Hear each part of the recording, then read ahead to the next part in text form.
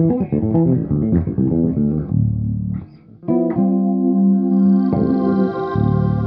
this is Joe Hubbard from JoeHubbardBassVideos.com coming at you today with another lesson.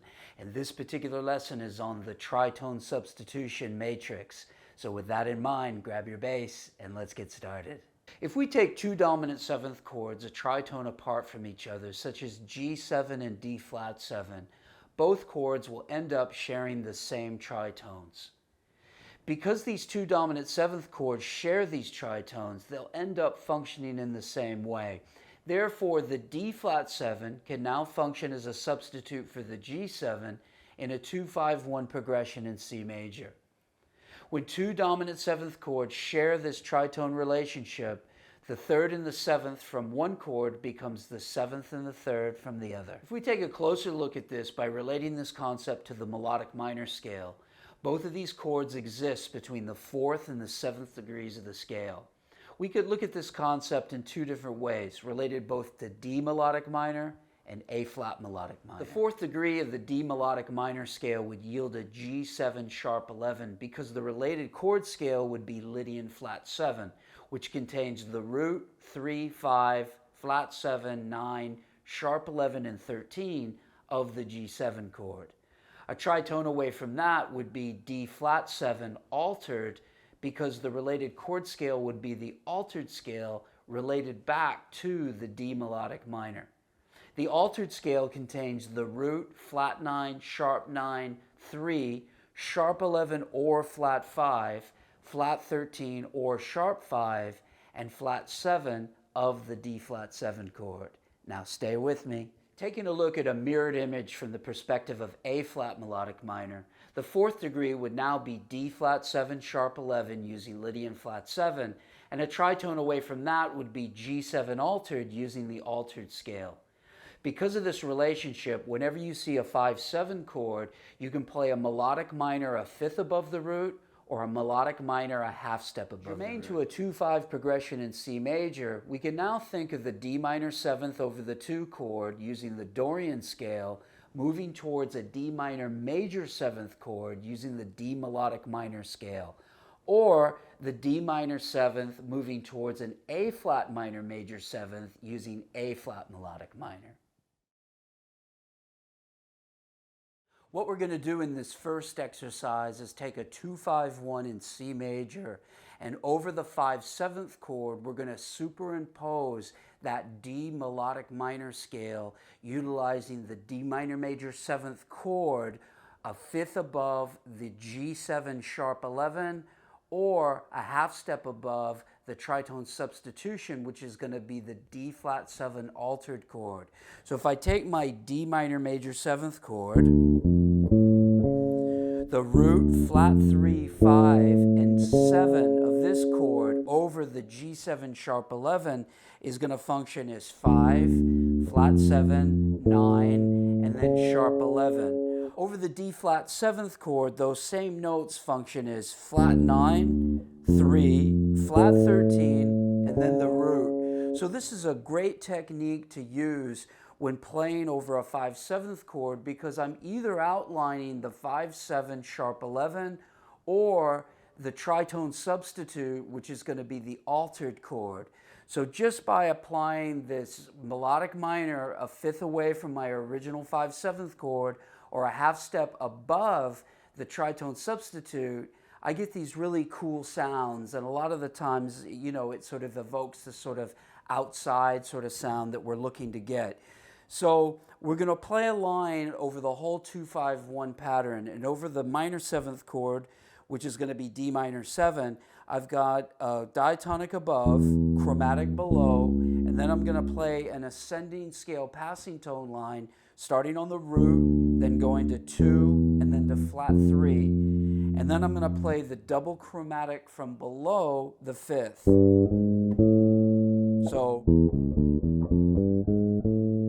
then going into the dominant 7th chord, and again, this is either going to outline the G7 sharp 11 chord or my D flat 7 altered chord. I'm going to start here by superimposing this D minor major 7th chord here. And the line is going to be this, where I go chromatic below, double chromatic above, going to 7, and then chromatic below, back to the 7, then to 5, and then to flat 3. So put together with the 2 minor 7 pattern, I've got this.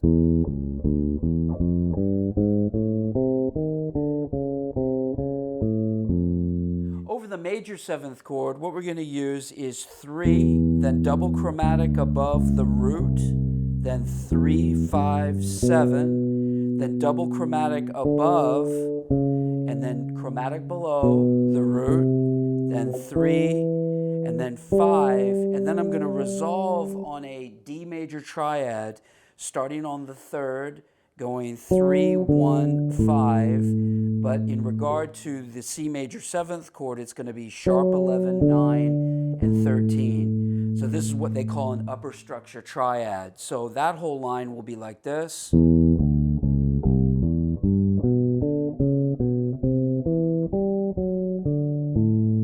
So if I put the whole thing together, this is what I've got.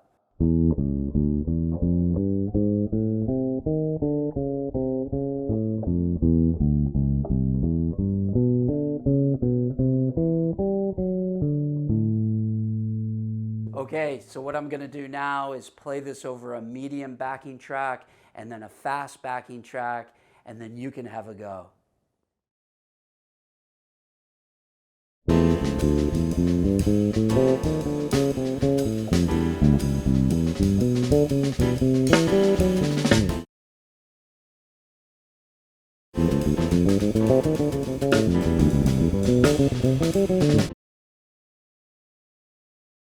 In line 2, what we're going to do is look at a mirrored inversion of this concept. Because the tritones invert as tritones, then it's just going to be the same thing, just turned around. So now over the 5-7 chord, which is G7, if I play the A-flat melodic minor over that, that's a half step above. This is going to bring out the flat 9, the 3, the flat 13, and then the root of my G7 chord. And over the D-flat 7th chord, which is the tritone substitute of that, what it's going to bring out is the 5, the flat 7, the 9, and then the sharp 11. So what we're going to do is we're going to create another line, and we're going to start this line off in the same way over our D minor 7th chord. So we're going to have the diatonic above, chromatic below, then we're going to do our scale passing tone line ascending from the root to the 3rd, and then double chromatic from below the 5th. Then what I'm going to do is play that exact same line, but over the A-flat minor major 7th chord. So now I'm going to go here, diatonic above, chromatic below, the scale passing tone ascending line from A-flat to B-flat to C-flat, or root to flat 3, and then my double chromatic from below the 5th. So I've got this. It's a real nice sort of angular line that sort of slips in and out of, you know, the sort of position, which is a cool effect. And then going into the C major 7 chord, what I'm going to do is I'm going to utilize a concept that I call inside-outside.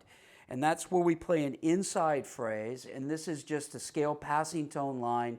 I'm playing the 3rd and then ascending scale passing tone from root 2 to 3. It's a 4-note pattern.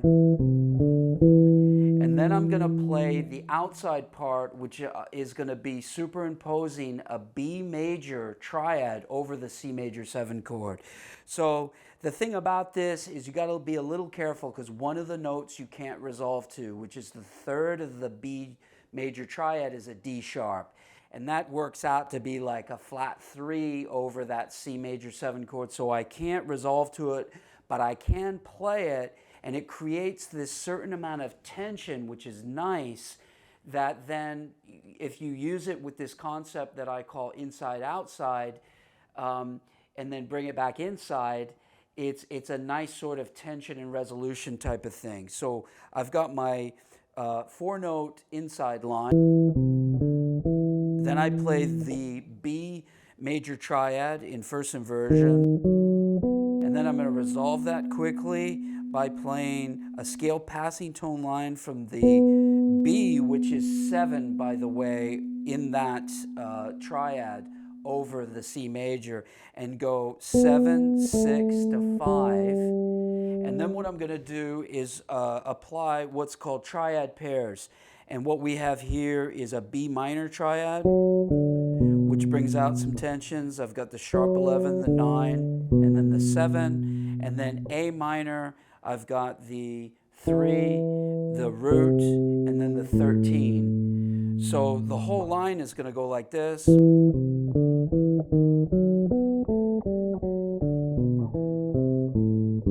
then I resolve to the 5th. Another cool thing about superimposing this B major triad over the C major 7th chord is that it just evokes this great melodic content.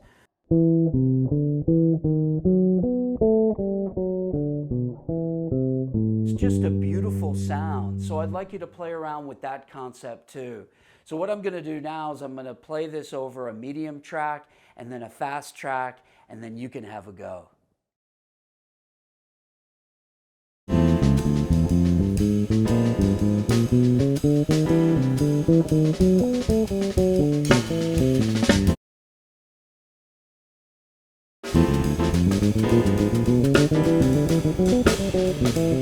Remember that everyone learns things easily when they have a big enough reason to learn.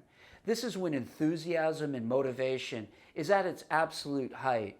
I've personally made great progress both musically and technically when presented with a challenge that I felt was too difficult for me to learn in the beginning. For instance, when I first learned how to play Teen Town, I had to improve both technically to be able to execute the piece, but also musically in order to understand the content of the piece. So whenever I feel that I just have to learn something, I can learn it very easily. This is something that's very attainable for everybody. You just have to have a big enough reason to want to learn. Well, I hope this lesson helped you. And if you have any questions in regard to the content presented here, then go ahead and post them on the discussion forum. So until the next lesson, practice smart, work hard, and play creatively.